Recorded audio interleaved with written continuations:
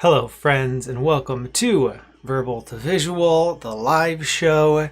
It is Tuesday, March 16th, 2021. Thank you so much for hanging out today. I appreciate everyone joining live, but also folks that catch the replay. I'm going to draw out a little welcome sketch here.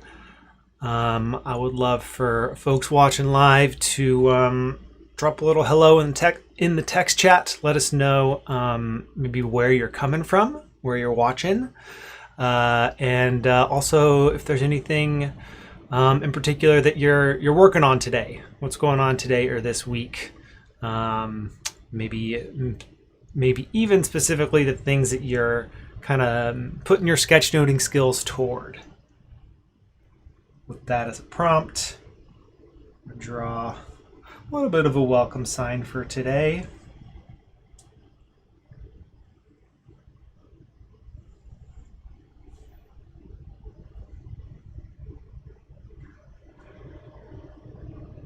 Hope that your week is off to a good start. That however your Monday went, you're now in a place of maybe a little bit of momentum with your work or your outside of work activities for this week.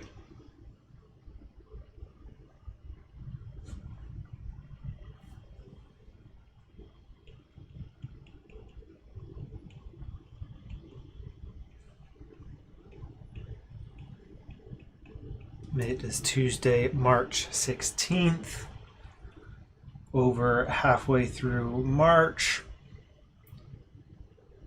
Knocking on spring's door here in the northern hemisphere. Pretty exciting. Just went through daylight savings.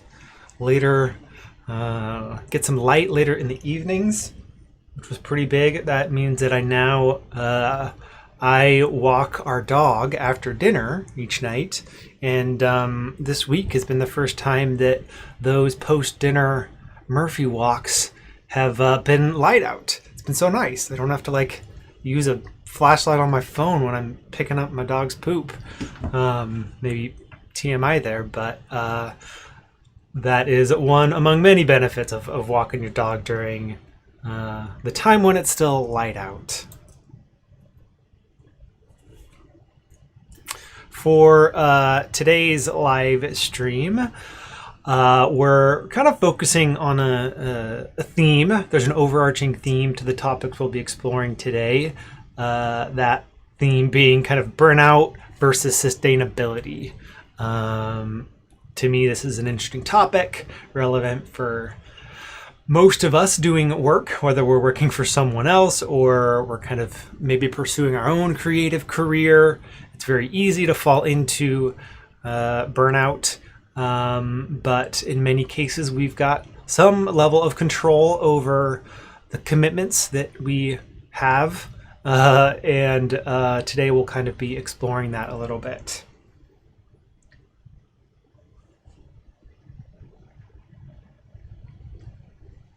For the flow of today's live stream, it's going to look like this. We're going to start with a warm-up, a little bit of skill building. Specifically, it'll be some visual vocabulary building around the topics of burnout and sustainable systems. Then I'll do some sketchnoting of an article that I read over the weekend related to burnout, and then we'll kind of apply what we learn, kind of look at burnout as it relates to sketchnoting, and I'll share some ideas for how to not burn out on sketchnoting.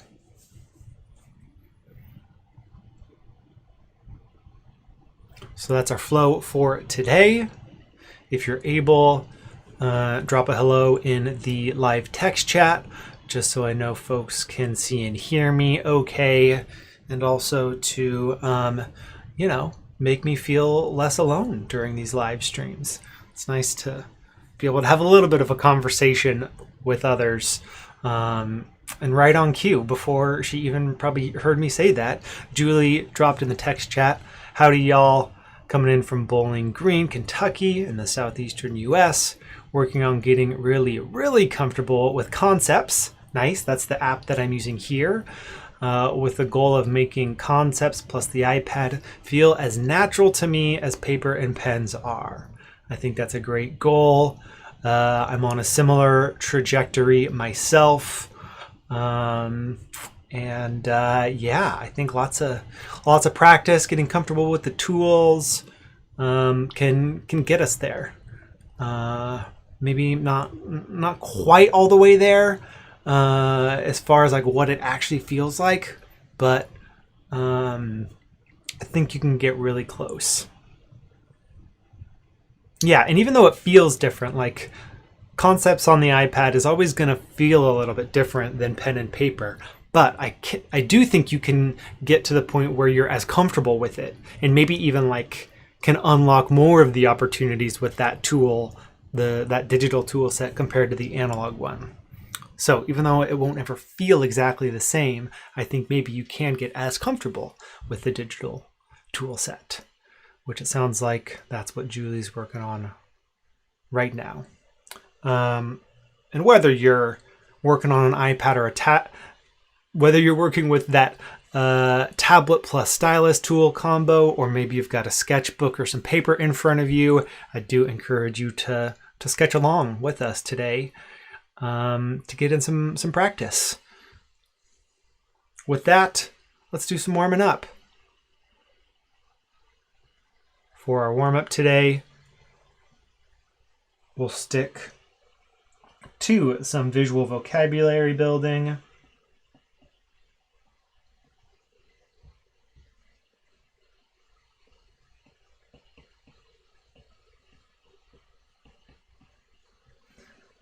Specifically today, we're going to play around with some imagery related to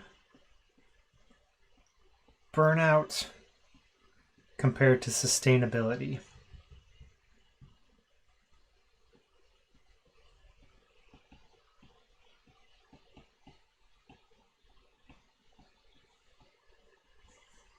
I enjoy doing this kind of topical approach to adding some icons to your library.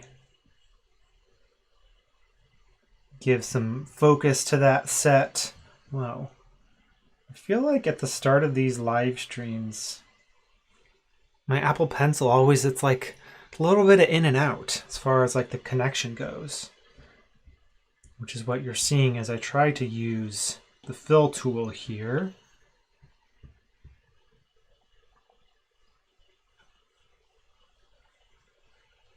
And I don't know if it's my fault because of pressure or, yeah, even right there too. Oh well, we'll go with it. Yeah, let's build up some iconography around this particular subject area. First, let's bring in a facial expression related to burnout, which I will pull from, the set of emojis that you might find on your smartphone. I think actually that's a fun way to build up some simply drawn facial expressions that are kind of commonly seen that other folks will recognize.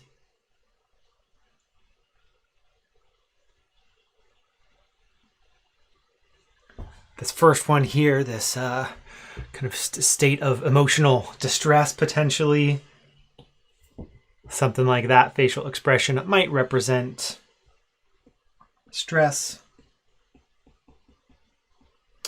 or anxiety.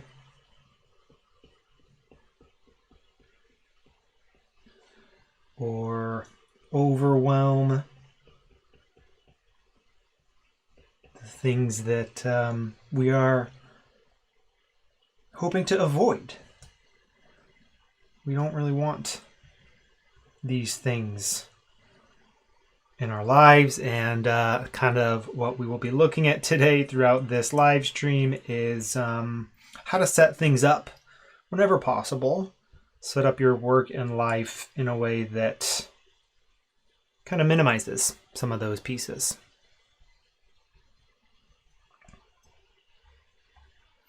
Welcome to Zervu as well.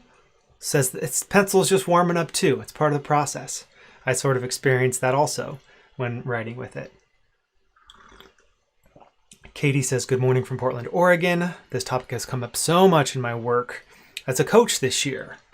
That's very interesting and makes total sense considering the conditions that we've all been working under over the past year. Zervu says, this being your job and all, how much time do you spend taking sketch notes on a normal day? I'll keep that question in mind. Also, hi from Stockholm, Sweden.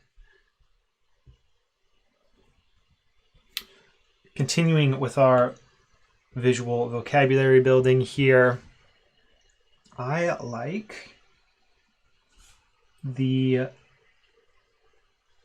visual metaphor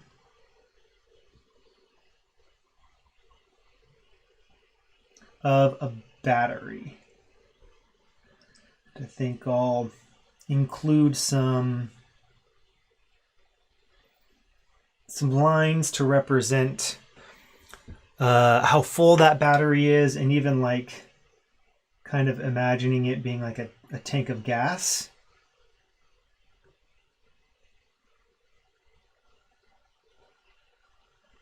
Or, that battery status symbol that you're probably used to seeing on devices. Probably more often than not, it might be a horizontal orientation.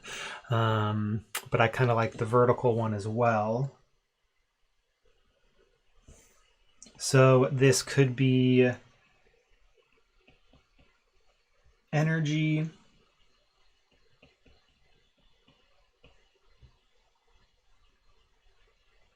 This could be, of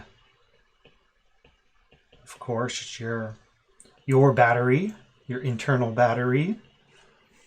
Also, like the word recharge comes to mind here. So when like brainstorming the words that go along with any of these images, kind of having a combo of words that represent or like define that specific object, but then also kind of just the related concepts or connotations that come about with that particular object. Because it's those connotations that will kind of come up when you're sketchnoting. You might not necessarily hear someone mention a battery, but someone might mention their energy levels or wanting to recharge. So if you hear those words or concepts, hopefully that's when something like, oh, a battery, there's a visual that I can bring in to kind of represent that concept.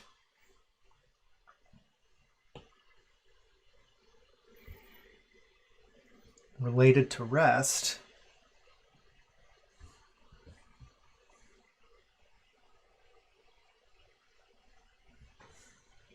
let's draw a bed. I think we'll just go with the bed and pillow, although I want the pillow to be resting against the back there. Sometimes I find it gets too cluttered if you also like kind of try to draw the person from a side angle laying down. So we'll stick with just the bed there.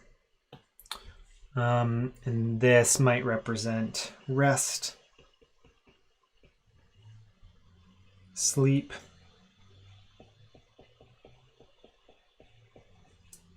and similar to the battery there, recharge.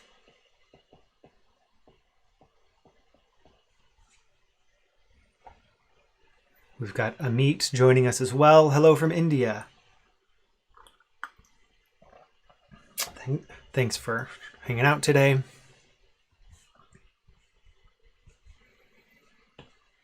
Let's swing back, kind of swinging back and forth from burnout to sustainability a little bit.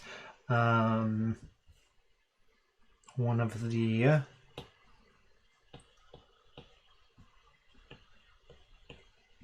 potential causes of burnout and stress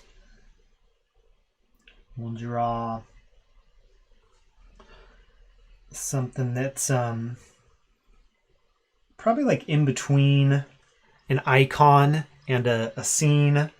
We'll draw maybe a person at a desk, but maybe on either side of them, got this huge stack of papers to represent all the work that needs to get done that day, and just kind of the massive scale of it. So that might represent someone being overworked, or kind of the concept of a backlog, I feel like is connected to burnout and overwhelm, just like that heavy sense of how much unfinished work there is for you. And maybe busyness as well.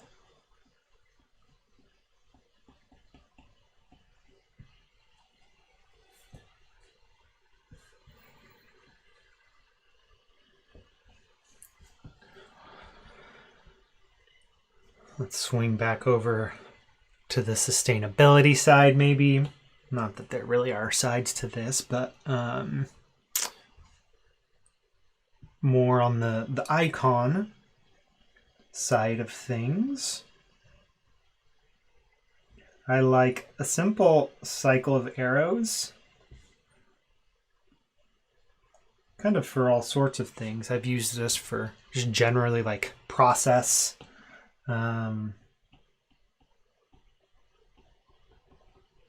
This makes me think of a system.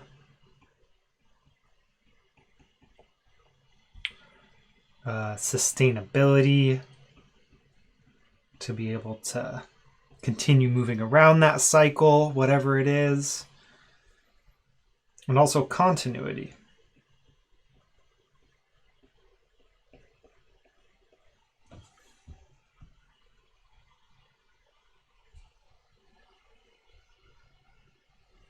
Good start here.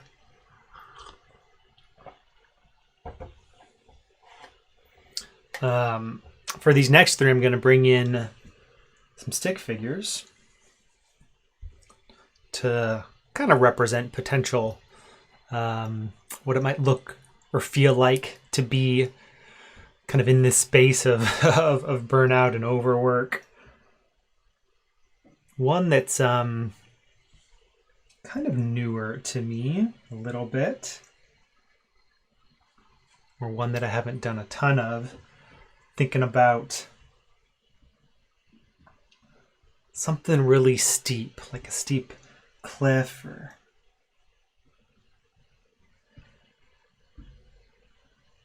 and what it looks like, what it feels like to kind of make your way up that mountain.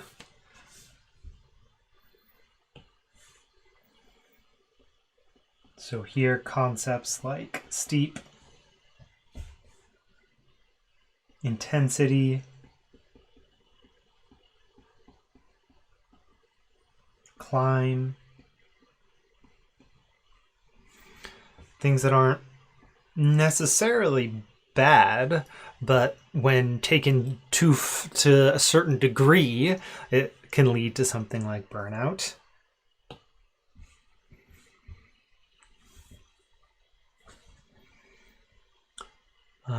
This next one's kind of related, but instead of going with the mountain climbing example, I want this person's body to be angled a little bit forward.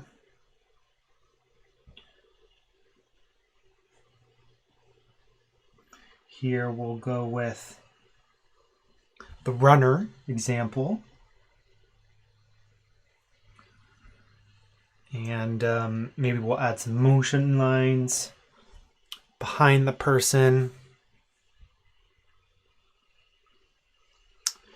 And this one is more like sprint, And kind of where the previous one had the steepness as part of the connotation, here it's pace that we're kind of focusing on. But potentially that same concept of intensity is at play. And this is connected to burnout, maybe by that phrase, it's not a sprint, it's a marathon.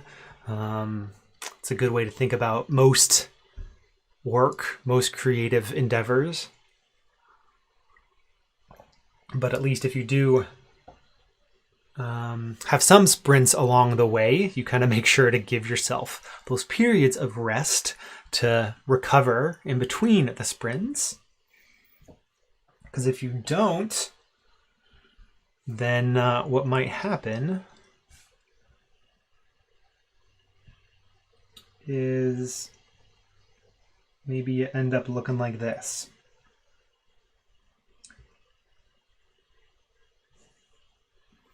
This is the thing we want to avoid.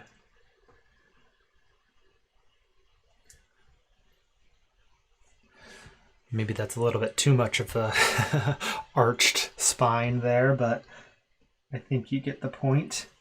This being someone who is totally spent,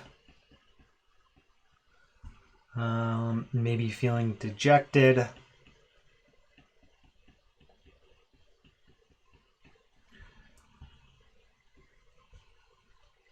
likely very tired, and maybe sluggish. I feel like that's a good word.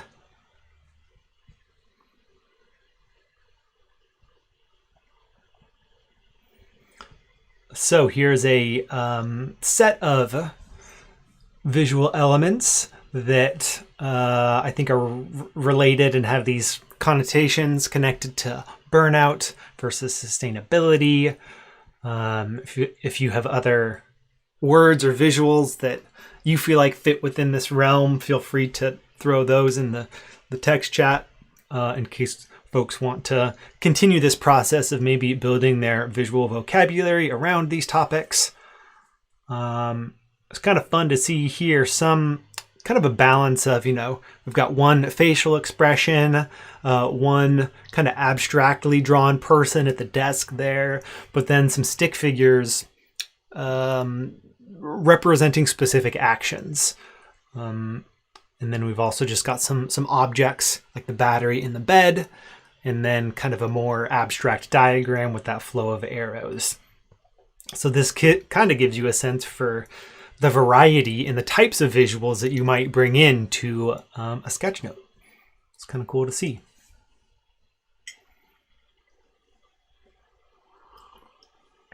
To get back to Zirvu's question, how much time do I spend taking sketch notes on a normal day? Probably 2 to 3 hours. Yeah, handful of hours. Definitely not more than half my day. Yeah, when I think about like my work, this would be kind of a fun thing to maybe explore. I might think a little bit about it. Jot this down as like a potential future, maybe something to bring into a Q&A, like a pie chart of work activities.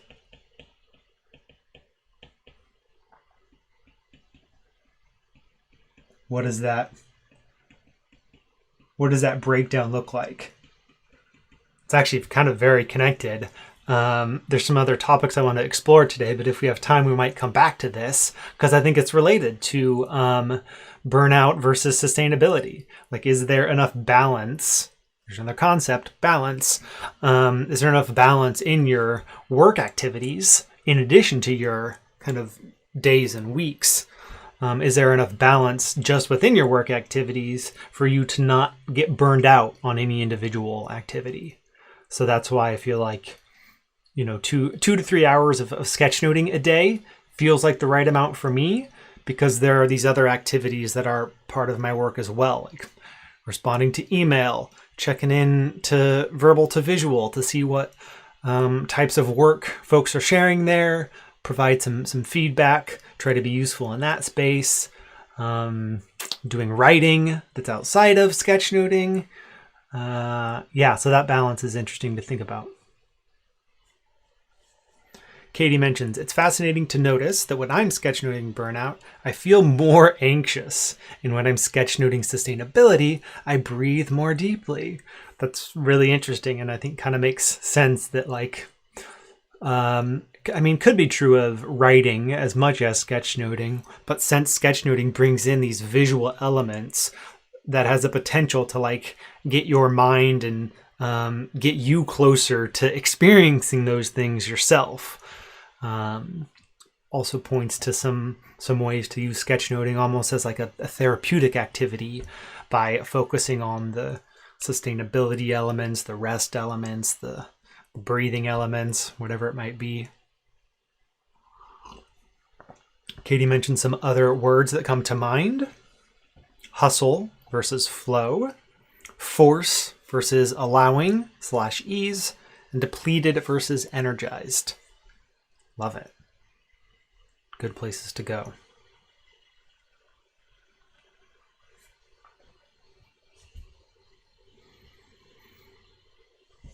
All right, so with those, we have completed part 1 of our live stream today. We've done a bit of warming up and skill building. Thanks for participating and adding your thoughts in the text chat to that one. Next, some sketch notes of. Today I am bringing in as source material a article that I read over the weekend called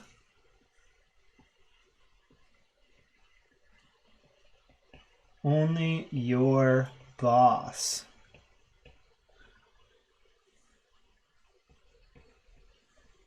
Can cure your burnout.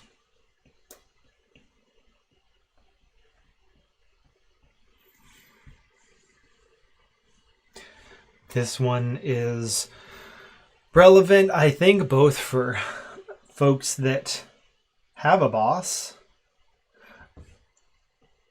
and also folks who are their own boss.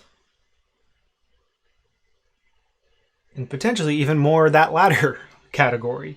That's kind of where I am coming at this question around burnout from, because I do have a lot of control over my schedule, over the commitments that I choose to take on. And that's kind of what makes entrepreneurship, maybe solopreneurship in particular, it makes it hard because you kind of have to create your own schedule, and it's so easy to overcommit and to unintentionally put constraints on your work or commit to things that ultimately lead to burnout. This particular article was published in a magazine that I've subscribed to probably for about 6 months now. That magazine is The Atlantic. I've been enjoying it.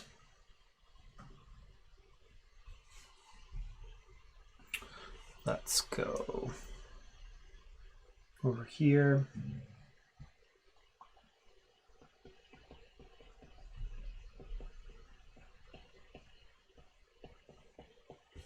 The author of this article was Olga Kazan, and it was published in March of 2021.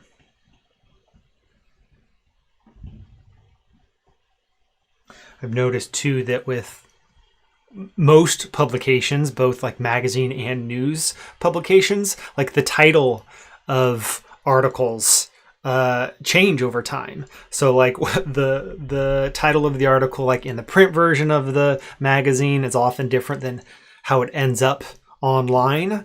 I'm sure because they're doing like testing about what are the best headlines to get the most clicks and viewers and readership. So I mentioned that because whenever folks are seeing this, it might have a different title. But it will be the one from the March issue of 2021 that's about burnout. That would be kind of interesting to like track the changes in those headlines, just to see kind of what's going on there. So I have already read that article. I took some kind of bullet point notes while reading, and did an initial sketch of some of the ideas that stood out to me. So that's what I'll be sharing here. First, one of the kind of dynamics that made me want to sketchnote this particular article, and that kind of struck a chord with me, is that one of the things that has the potential to add stress to your life and what might lead to conflict, or what might lead to burnout, are conflicts about your various roles as an individual.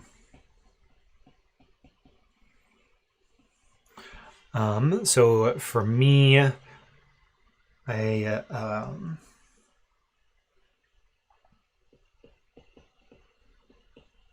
a husband. I am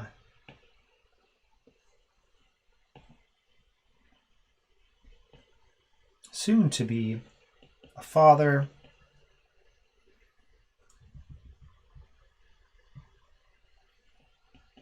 I think I'll list them all out and then do the underlining. I'm a friend. I'm a person who needs more space for this particular sketch.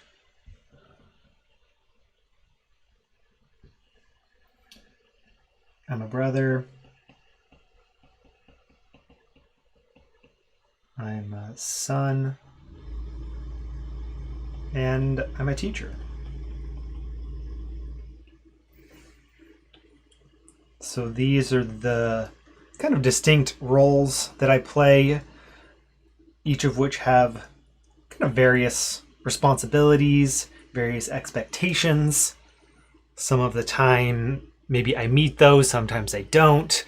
I already have noticed that, well, so what has been interesting for me to see as someone who's been kind of building a creative career online over the past almost decade now, what the building of that career has looked like, this dynamic of burnout, as I have kind of added more roles to that list there. For a lot of the time, most of the time that I was kind of building my career here, the like husband and father were not on the list at all, which are now kind of like the biggest commitments that I have, right? And the roles and relationships that I want to spend the most time on. So it's been kind of interesting to see like adding these other components and roles and responsibility to my life. It's that kind of had me first have a closer eye on burnout.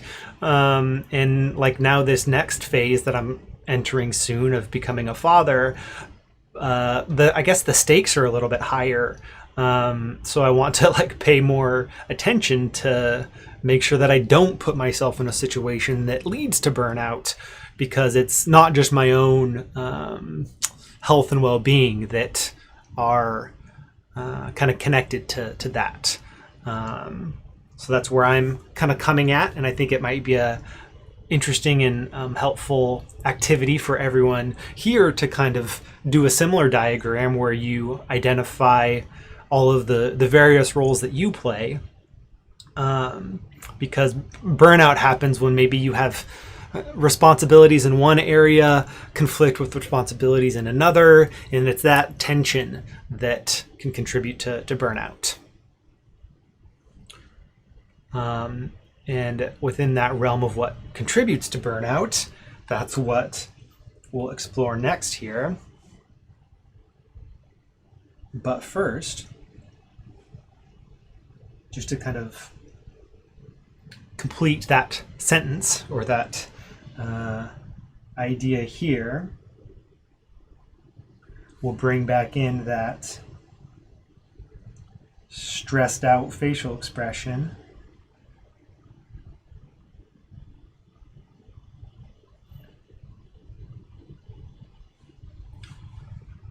This is the thing that can lead to more stress and anxiety.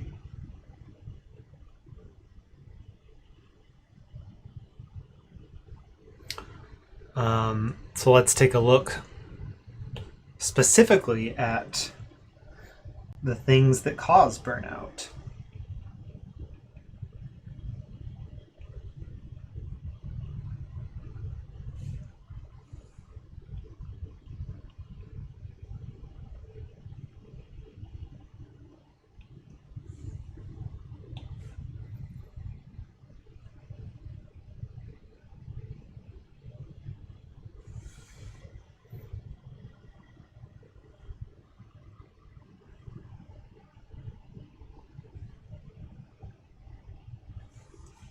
So within this article, the author, Kazan, references quite a bit of different research and researchers, one of whom identified kind of 6 distinct causes of burnout.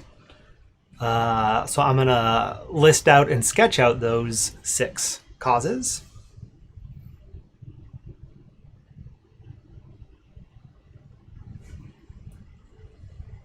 One being,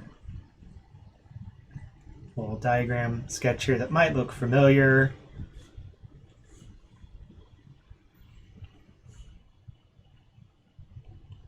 Workload. The overall workload is a major contributor to burnout.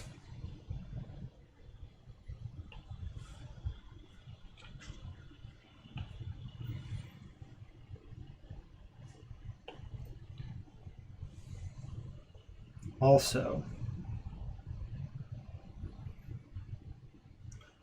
thinking a bit about what it looks like to tackle that workload. Here, getting to kind of more work processes, workplace dynamics.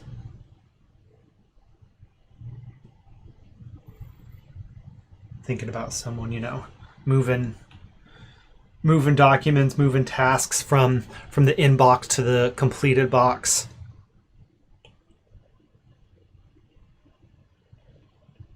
The importance of control and autonomy.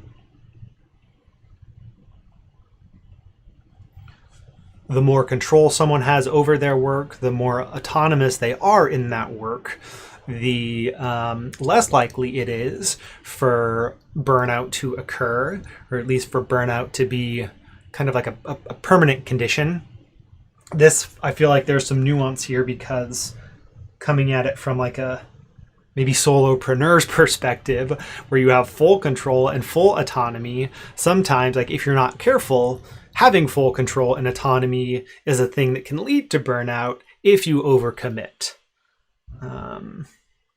But I think that's, if you do have that control and autonomy, you have the opportunity to adjust your workload or your processes to maybe catch burnout before it happens.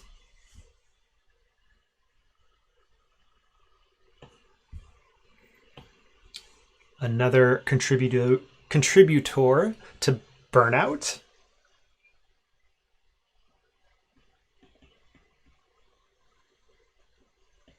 is lack of recognition or reward.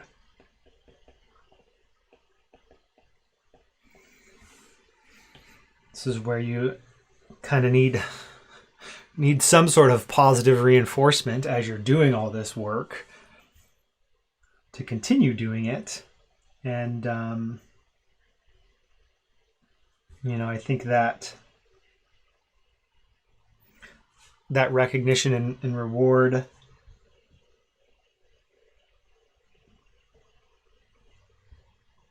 as I try to draw a thumbs up there, can take different forms. It can be monetary. It can be something more along the lines of like positive reinforcement or simple acknowledgement of the work that you're doing. The more of that recognition there is, that's one of those things that like we looked at that battery icon earlier. That's the type of thing that might increase the reserves in your battery a little bit. Though that does not make up for things like actual rest and sleep and time off.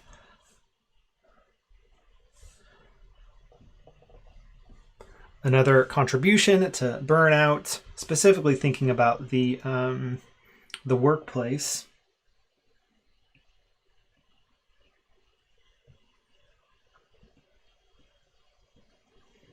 is whether or not there is a sense of community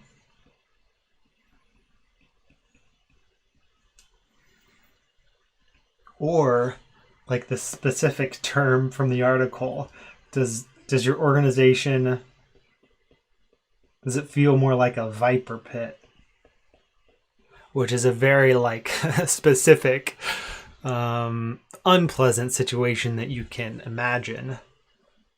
And not a fun way to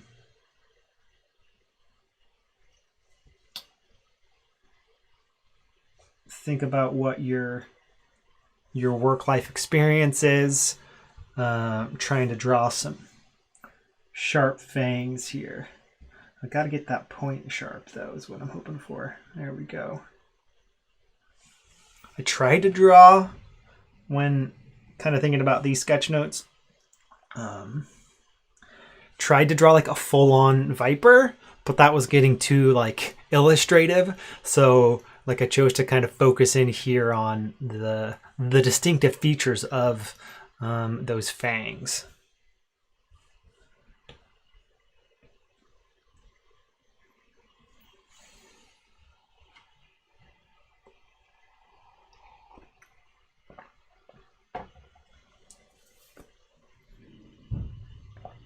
Two other pieces that can contribute to burnout. One has to do with, I think I'll draw kind of a balance here. And even thinking about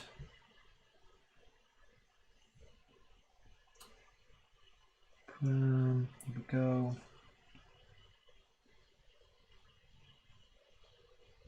Kind of had like scales of justice in mind here, because this piece was the fair administration of policies.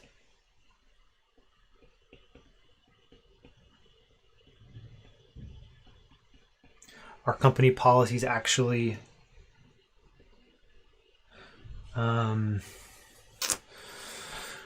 distributed fairly? It's like, is everyone kind of on the same playing field as far as kind of demands and is there fair treatment across the organization, I guess, is kind of what that boils down to.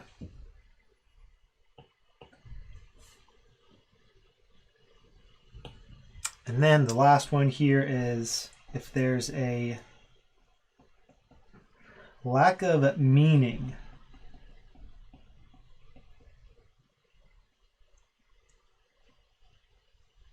Actually, I want to move this one over a little bit. Lack of meaning, or kind of lack of creating something valuable with the work itself. So here I kind of think of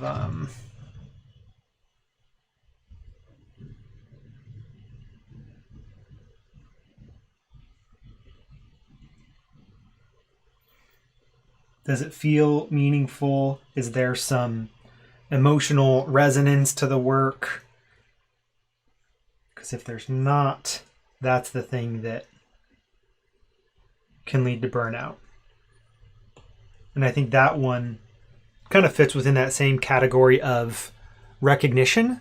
Like, recognition is something that like brings some energy back into your tank. When there's meaning and value that you believe in associated with your work, that's what also can raise the tank.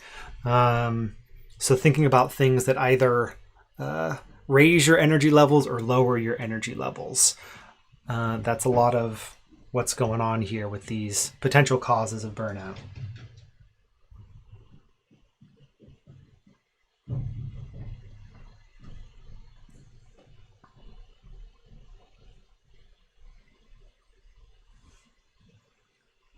I would love to hear if any of these, maybe if you're currently experiencing any of these or recently have.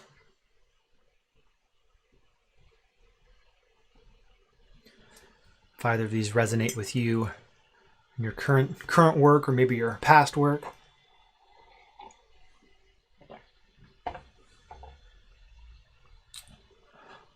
What also came up within this article that I found to be very interesting was kind of comparing burnout to depression.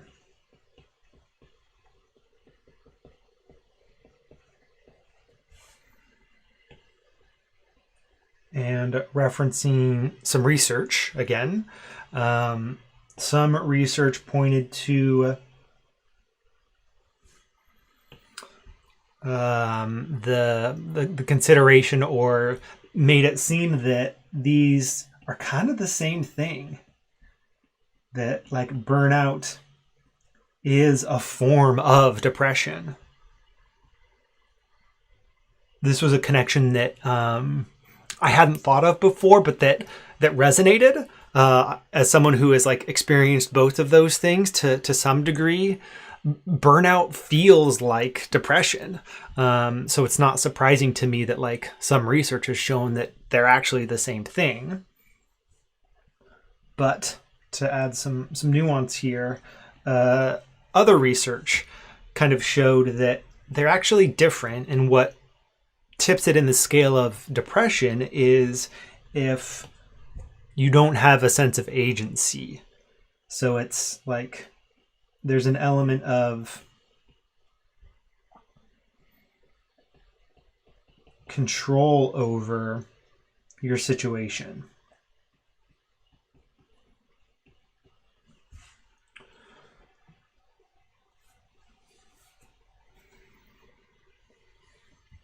So that if you have that sense of agency, then it might just be burnout because you have the ability to maybe change your conditions to address whatever it is that's causing your burnout. I think that would be something that I might be interested in doing, like a deeper dive into that realm.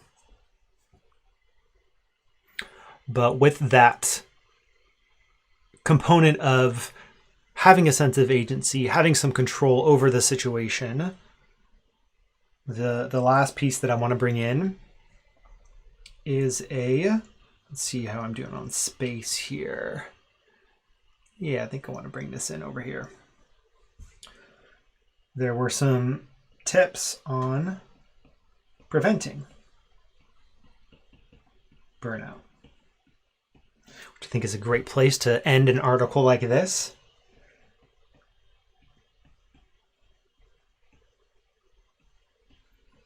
And it was fun to see a connection here to some recent sketch notes that I took. An unanticipated connection. The person that they cited in sharing these 3 tips to prevent burnout was Adam Grant, whose conversation with Brene Brown I sketchnoted last week, I think. So that was kind of cool to see. So to prevent burnout, probably none of these will be that surprising to folks. The first is to place fewer demands on people.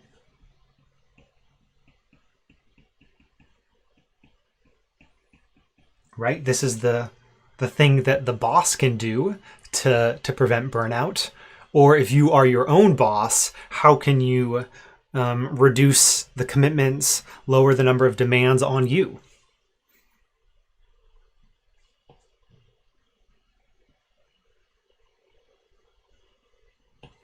Another thing that you can do to prevent burnout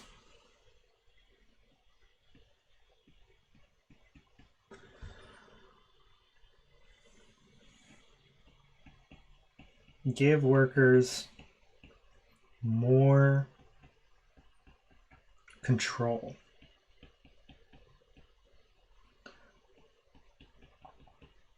over how to handle those demands.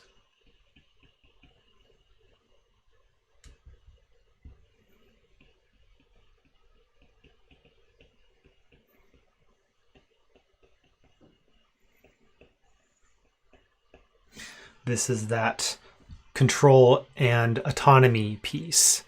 If you allow individual workers to decide and figure out how to meet the demands that are in front of them, that will help prevent burnout.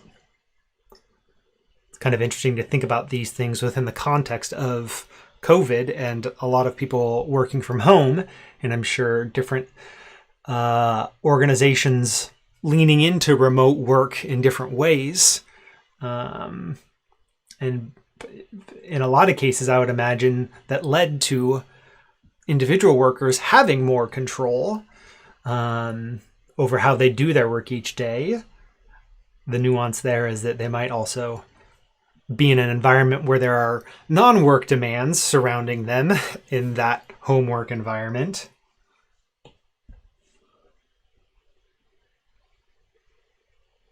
The third tip for preventing burnout: provide support.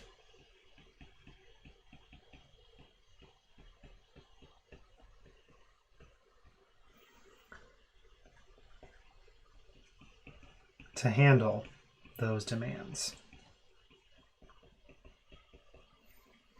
Now, I would imagine that support might look different depending on the specifics of those demands, but it's this balance of like providing control and autonomy,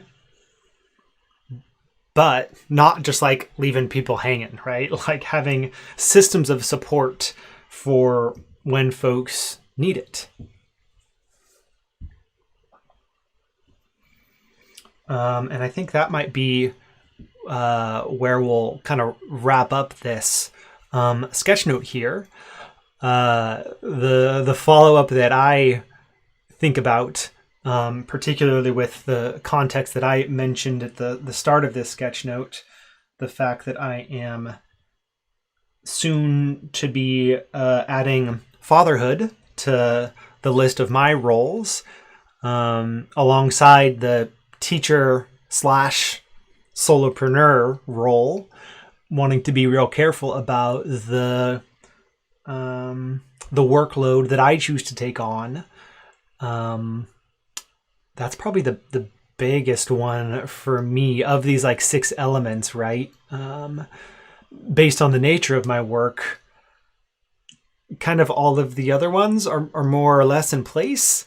So it really does come down to like the workload that I commit to. So I'm already starting to think about, okay, what's my post-paternity leave schedule gonna look like? I've got some thoughts on that I might share today if there's time, or maybe in a future live stream here, how I'm thinking about that schedule. I would be curious to hear how these ideas are kind of hitting you right now, if there's some that resonate, others that don't. Let me know in the comments. I'm going to play around a little bit with spacing here. Going to kind of spread these out to fit the kind of rectangular space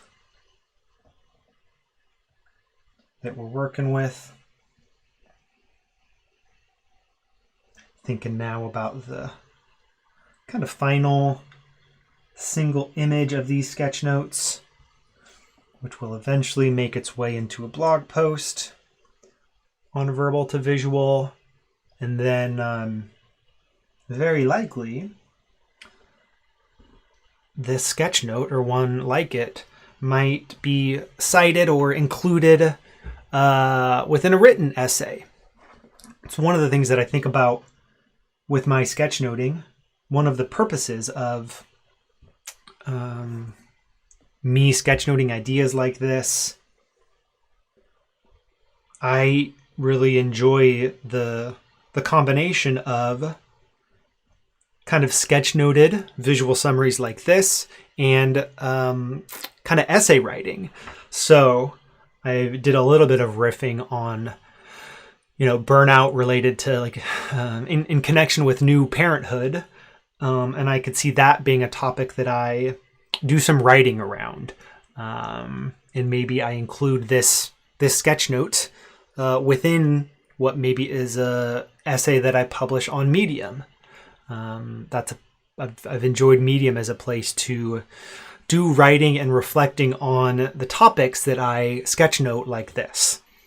I mentioned that just as another thing that you as a sketchnoter, as a visual thinker, might consider doing to go deeper on the topics that you sketchnote, and to lean into the creation side of things to balance out the consumption, to kind of really internalize or make meaning around the topics that you sketchnote, no matter what the kind of source material is.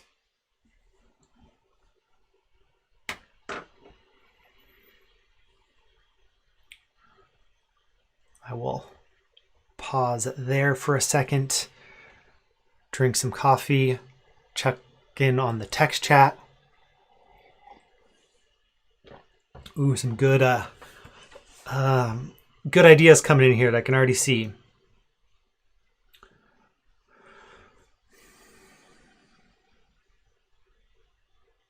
Fred says, "Hi Doug, just wanted to say hello from Belgium. Watching your video in asynchronous mode. Awesome. Hope you're doing well, Fred." Julie mentions figuring out one's roles and the goals of each role is an early exercise in Stephen Covey's approach to self-management. Good to do regularly. Oh, that sounds so helpful.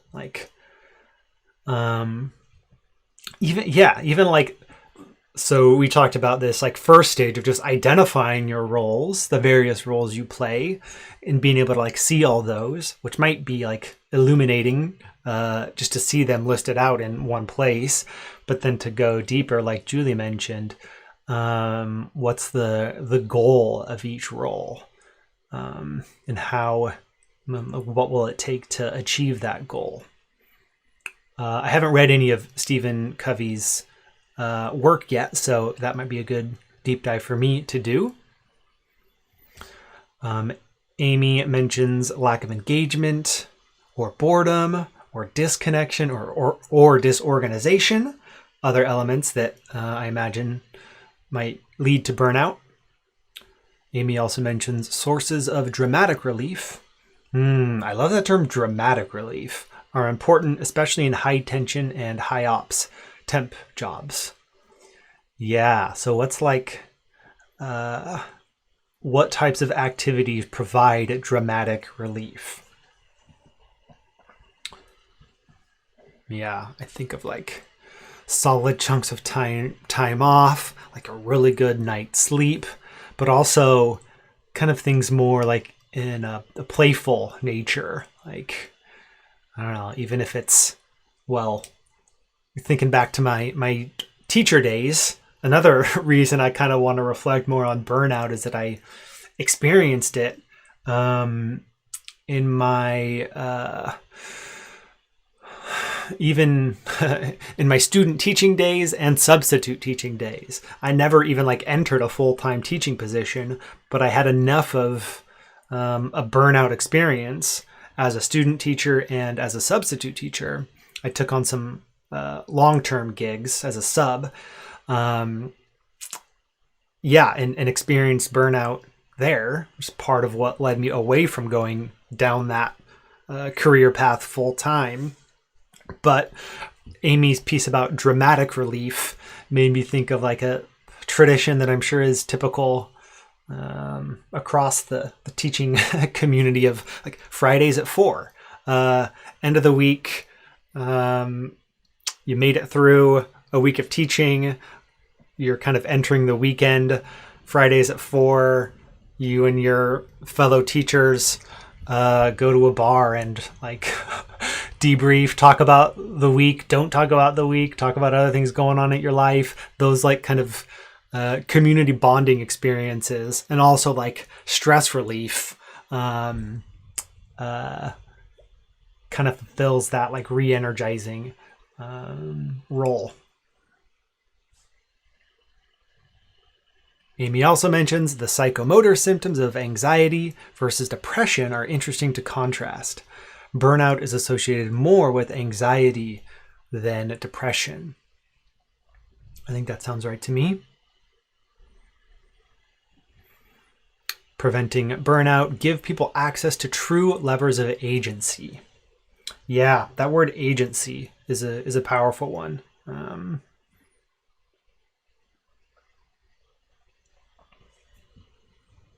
Julie mentions kind of the formula for motivation that Daniel Pink shared in his book Drive. That combination of autonomy, mastery, and purpose, or mattering, is the way Julie described it. Do you have autonomy of your work? Are you able to like work toward mastery?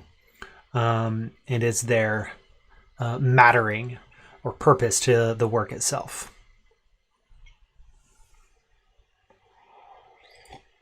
All these good follow-ups too. Amy mentions making it okay for people to seek assistance. Love that. Normalize communications regarding mental health. Seems like mental health, the importance and impact of mental health is just like raising an awareness, which I think is great.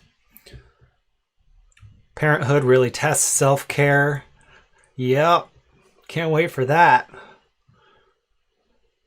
Amy also says, parenthood taught me this: manage our own frustration before managing someone else's. I'll try to keep that in mind. And Amy also mentions autistics deal with burnout daily. Practices that facilitate integration are really critical: physical, cognitive, and social. That's really interesting. Thank you for sharing that, Amy. Dramatic relief comes from clinical psychology. Nursing pays a lot of attention to this.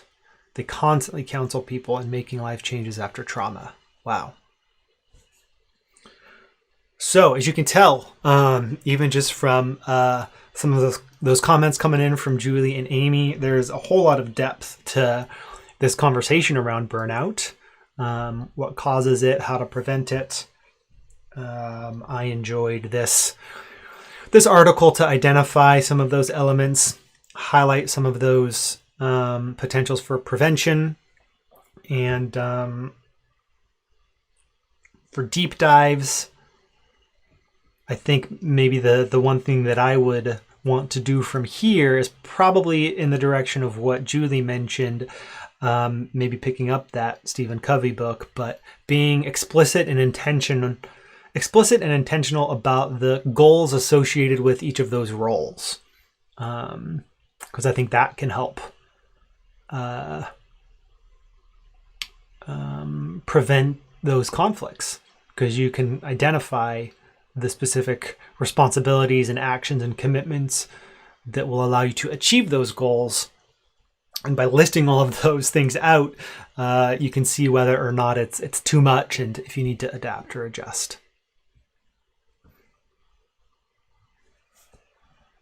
So much good stuff there.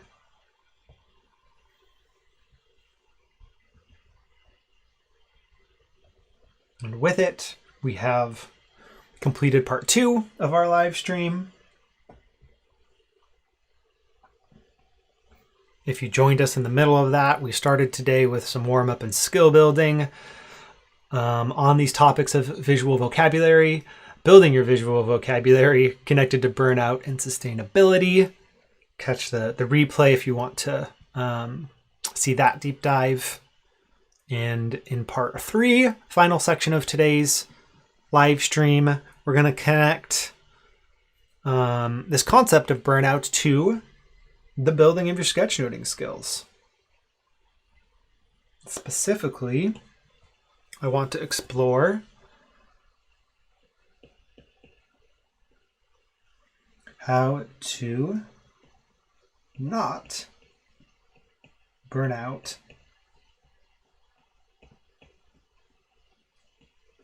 on sketchnoting. This maybe is a potential danger, like with any new craft, new skill, new interest. Like you want to definitely like tap into the excitement and energy that comes with pursuing a new creative endeavor, but also be on the lookout for like diving too deep in a way that causes you to burn out before you kind of maybe realize the full potential of that craft, or before you figure out where you want that thing to fit in your life as a whole. So here I have a handful of tips for how to not burn out on sketchnoting. As always, happy to hear viewer contributions to this question as well, so feel free to add your own to the comments.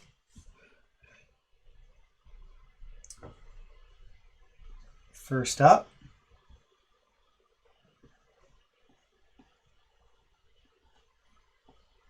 thinking about you and the work that you do.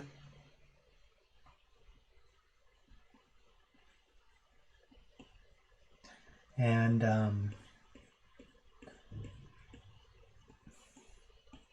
maybe how much you would like to incorporate sketchnoting into your work and everything that you do. I give you permission to not sketchnote everything. You don't have to do that. You don't have to sketchnote everything.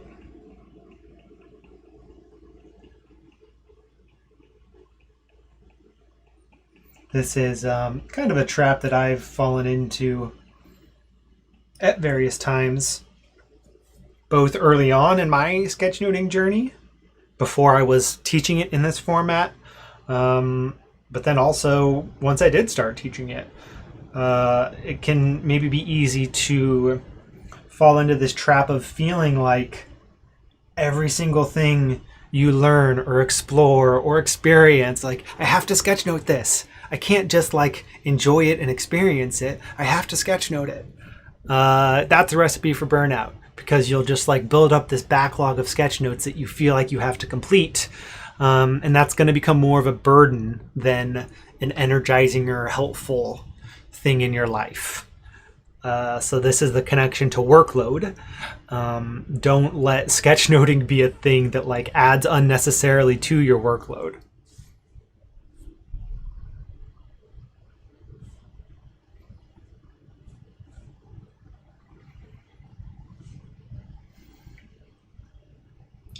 a somewhat related idea here. Not all of your sketch notes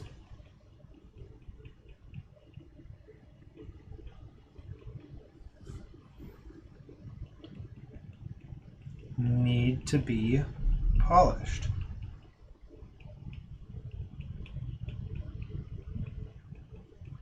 And maybe none of them do. So here I think it's helpful to think about this like spectrum of your sketchnoting work.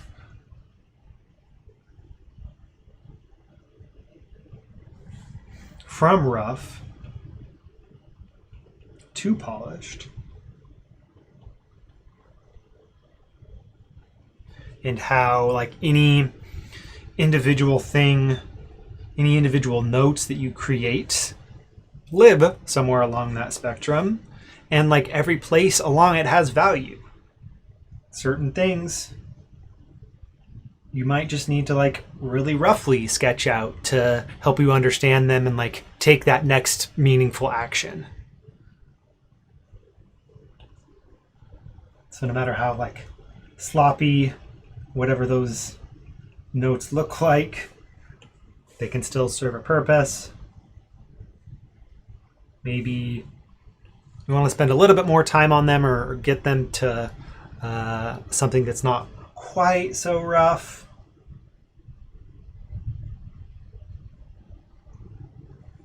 Some of your sketch notes might make it to that stage and not need to go any further. Others, maybe you do want to polish a little bit. Maybe you are creating sketch notes for a presentation, including them in some written work. In that case, maybe you want to spend a little more time making sure that the diagrams that you create, the visual metaphors that you sketch out are clear enough for others to be able to make use of them or to get something out of them. But if you try to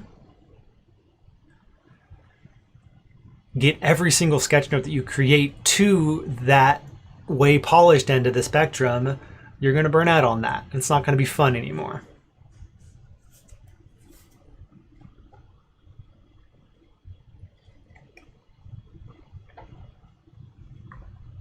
Going with the top to bottom column approach here. It's going to need some more space.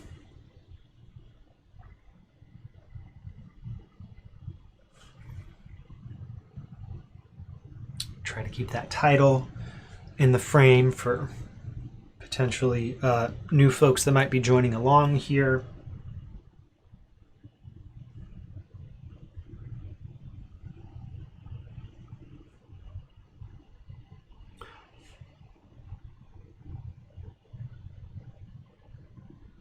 Third tip for not burning out on your sketch notes.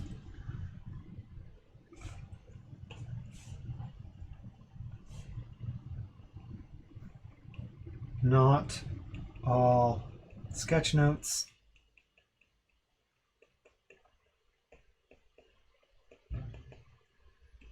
need to be shared.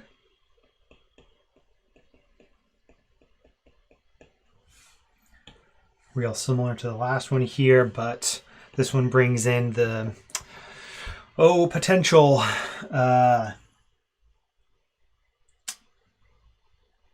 complications, the potential messiness, more like emotional messiness, not on the page messiness.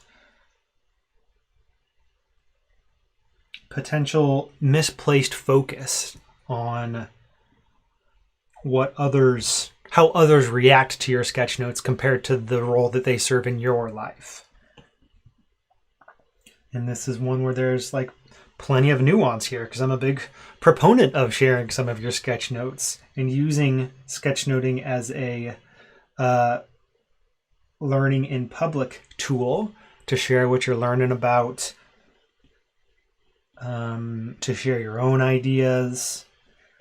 There is a place for sharing your sketch notes, and there is some recognition that comes from posting something and seeing people like the thing that you posted and maybe commenting on it and things like that. But you don't have to do that with all of your sketch notes. Some can be just for you. Some can help you work through your own internal things.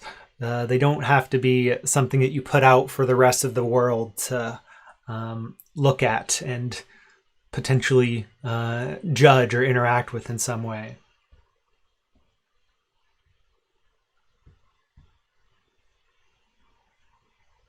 And again, paying attention to kind of with all of these pieces, how rough to polished, how much you share, paying attention to what those activities do to your kind of internal energy, that like battery icon that we looked at earlier today. Do these types of activities increase your energy levels and enthusiasm for this work, or do they deplete those energy levels? If they deplete them, then like don't do those things all the time. Do them sometimes, but pay attention to what sort of activities build back up your energy levels.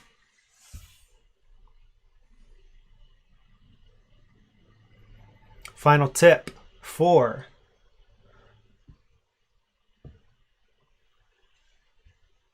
Not burning out on sketchnoting.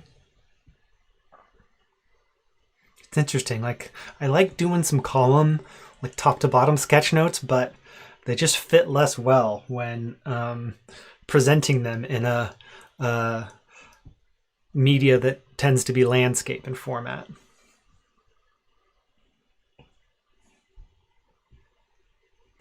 But I'm going to stick with it for this last tip here to help you not burn out on sketchnoting.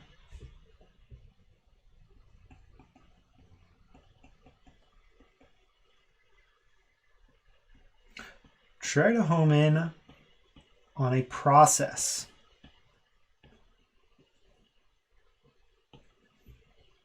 that you enjoy.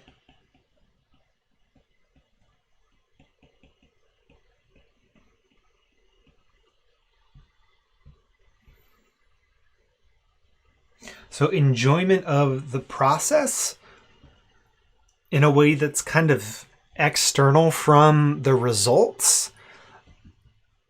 That is a key piece to not experiencing burnout.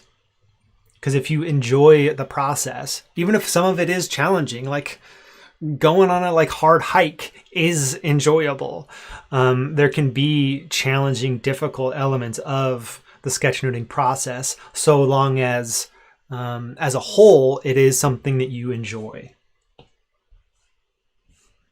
And I think the more you enjoy the process, the more sustainable of an activity it becomes.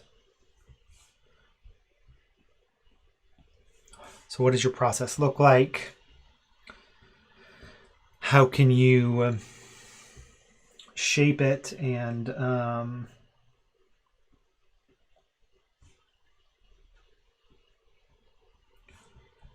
create a process, kind of maybe goofy proportions here, but that's okay. Adjust your process until you find one that is enjoyable on the whole. Even if it is challenging and difficult at times, if on the whole it's enjoyable and rewarding, I think that's how you will avoid burnout with your sketch notes. Really curious to hear what you think of these ideas. Do add additional tips in the comments. Because I think, we each come to this work from different perspectives and apply it to different types of work in different settings. So I'm sure there's some other tips that you all might have that others watching this will find valuable. So I'd love to hear about those. And we'll have a few minutes here on the live stream to chat about them.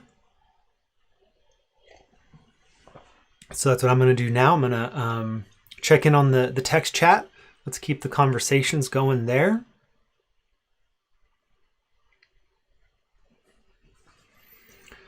Amy says, I like how we return to simple practices that build up caches towards more ambitious tasks. Yeah, I feel like the way I've been thinking about and maybe talking about that same idea is like, what are the building blocks that you can spend like short focused periods of time on that give you the opportunity to like build up those things into something bigger and more meaningful.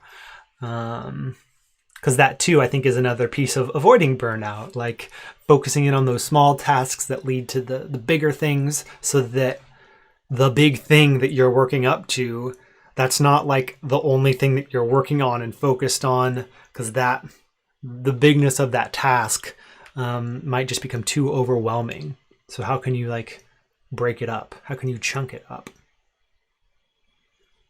Amy also mentions leaving things undone actually improves retention. So give ourselves permission to move on. I love that. I found that to be the case when working on a sketch note or a presentation. Maybe giving yourself like 10 minutes, 20 minutes to like play around with your sketches. But don't get stuck on like the one thing that you're trying to sketch note that you just can't figure out. Don't spend like 20 minutes banging your head on that one thing.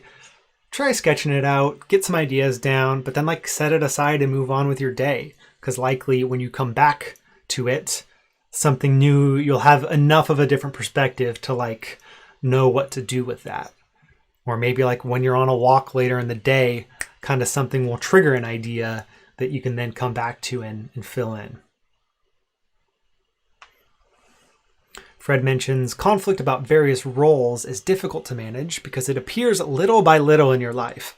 This is getting back to our sketch notes about the causes of burnout. Remember your student time, nothing to care about.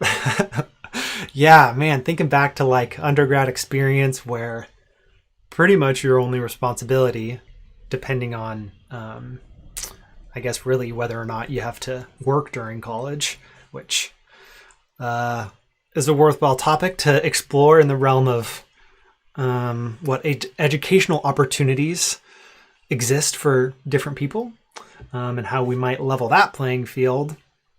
But generally speaking, the relatively low number of responsibilities that we might have in those undergraduate years and how fun it can be to just focus on your coursework and your social life and how that differs from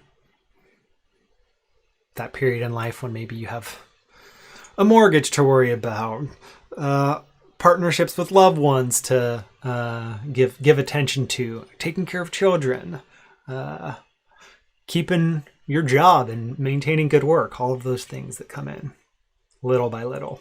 Yeah, kind of like one at a time, right? Those like build up. Amy mentions, I burn out when I hyperfixate on things and reach my physical limits. Oh, I'm really glad you mentioned physical limits.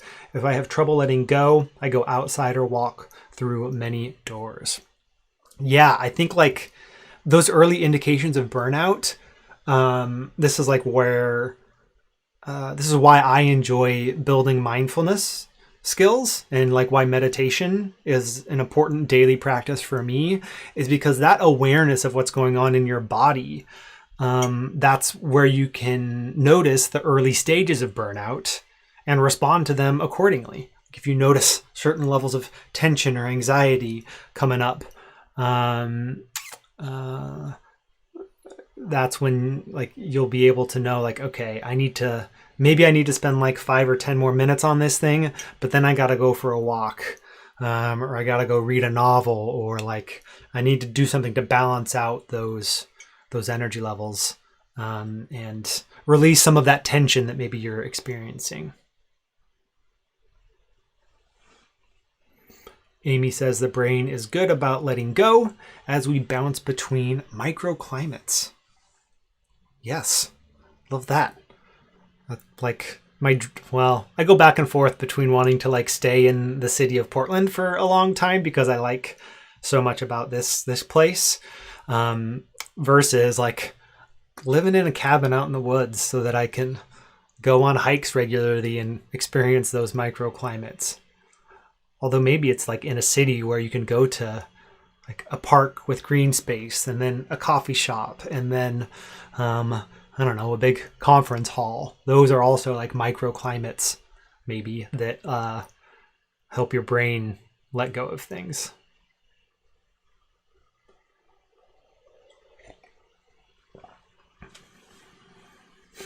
Fred mentions polishing a sketch note is so long and sometimes not fun anymore. Yep. This makes me think back to a topic that we explored in a previous live stream about the impact of sketchnoting. And I shared this idea of paying attention to the impact curve. How when you're sketchnoting, as you build up your sketch note, the impact that work has on your life, on the thing that you're working on, that's kind of steadily increasing. But there comes a point where that impact line tapers off. And the more work you put into the sketch note, the more polishing you do, you're not increasing the impact that sketch note has. So pay attention to when that impact curve levels off, because that's probably when you should stop working on that sketch note. Amy says, find what is easy and what is hard. Master both. Love it. Prashant says, hi from India. Good to see you here, Prashant.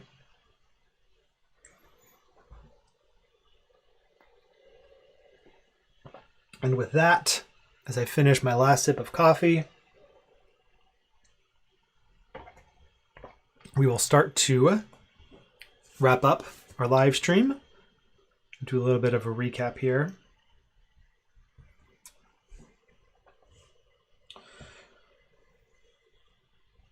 That last bit that we just explored, that was part 3 of our live stream.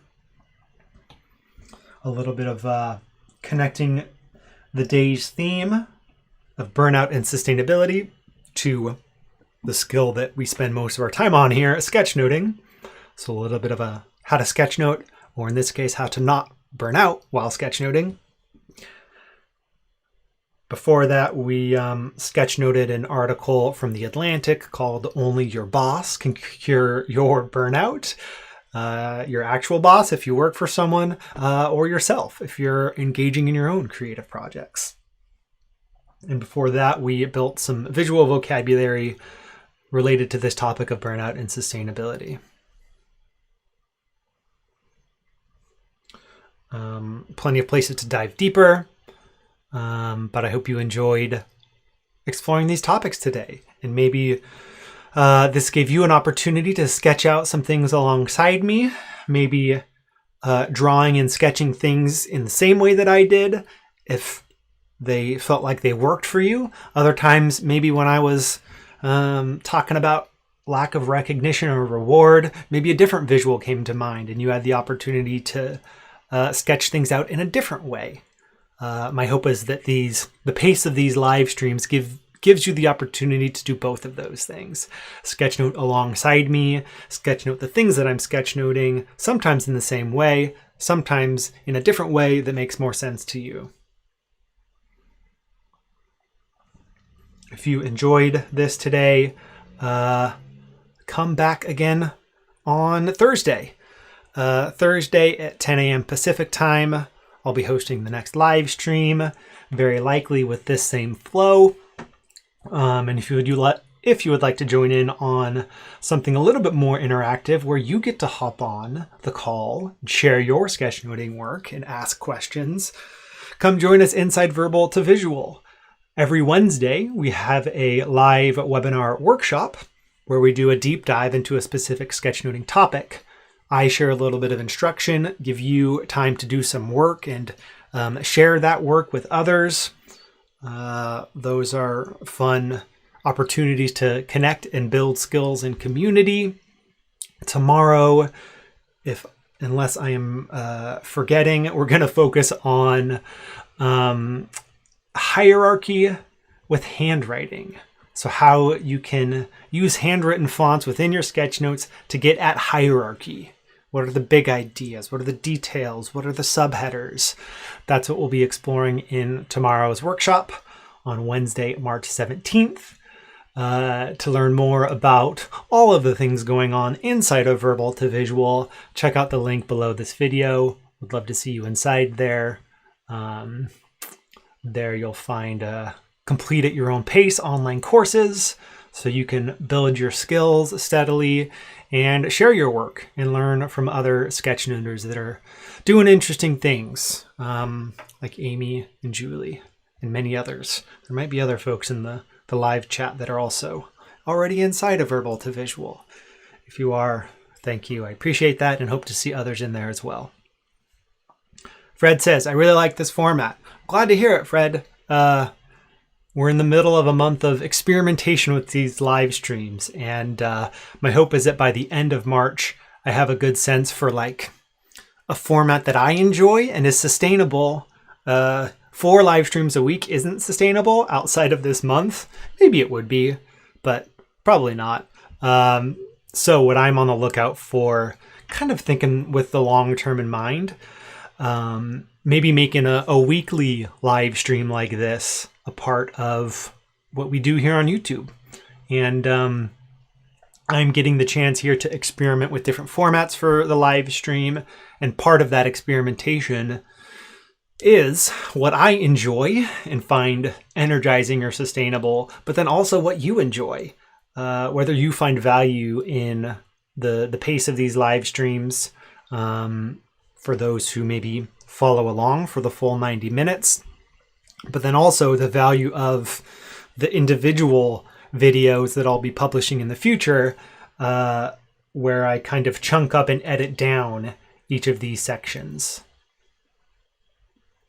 I mentioned that to highlight that I'm open to feedback, like what Fred shared about enjoying the format, because I want you to get some value out of these live streams as well as the edited down clips. So if at any point you have feedback on the live streams, on the edited down videos, feel free to share them with me in the comments during these live streams or kind of on any of these videos after they're posted. With that, we will wrap it up. Thanks for hanging out today. Thanks for the comments. It's fun. I'm enjoying this. I think I've got to a place where I know how to approach these live streams in a way that's fun for me and looks like it's fun and valuable for you. So thanks for following along. I hope to see you again.